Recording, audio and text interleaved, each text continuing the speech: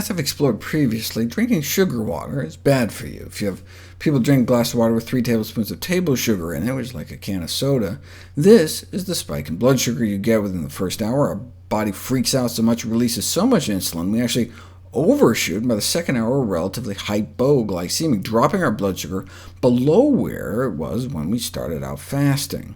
In response, our body dumps fat into our bloodstream as if we're starving because our blood sugars just drop so low. And the same thing happens after drinking apple juice. Here's what happens to your blood sugar in the 3 hours after eating 4.5 cups of apple slices. It goes up, comes down. But if you eat the same amount of sugar in apple juice form, about 2 cups, your body overreacts, releasing too much insulin. You end up dipping below where you started.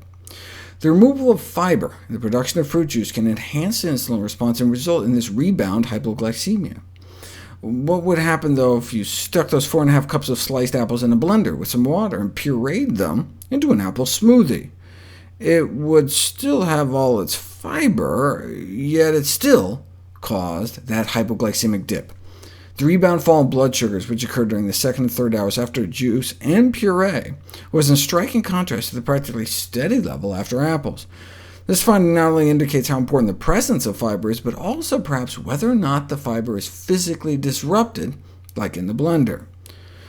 Let's play devil's advocate, though. Eating 4.5 cups of apples took 17 minutes, but to drink 4.5 cups of apples in smoothie form only took about 6 minutes, and you can down 2 cups of juice in like 90 seconds.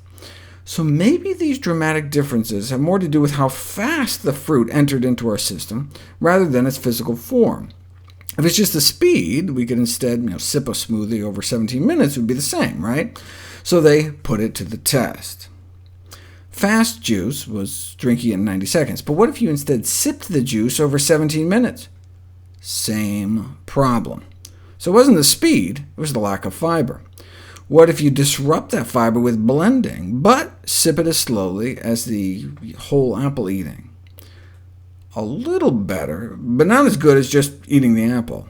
So eating apples is better than drinking apple smoothies. But who drinks apple smoothies? What about bananas, mangoes, berries? There was a study that compared whole bananas to blended bananas and didn't see any difference, but they only looked for an hour, and it was while they were exercising. Bananas in general, though, may actually improve blood sugars over time. The same thing with mangoes, and this was with powdered mango. It can't get any more fiber disrupted than that. It may be due to a phytonutrient called mangiferin, which may slow sugar absorption through the intestinal wall.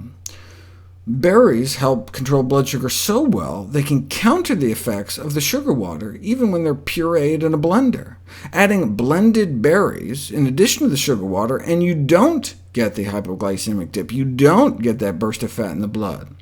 Drinking blended berries isn't just neutral, but improves blood sugar control. Again, thought to be due to special phytonutrients that can slow sugar uptake into the bloodstream. Indeed, 6 weeks of blueberry smoothie consumption may actually improve whole-body insulin sensitivity. So while apple smoothies may be questionable, a recipe like Mayo's basic green smoothie recipe, packed with berries and greens, would be expected to deliver the best of both worlds, maximum nutrient absorption without risking overly rapid sugar absorption.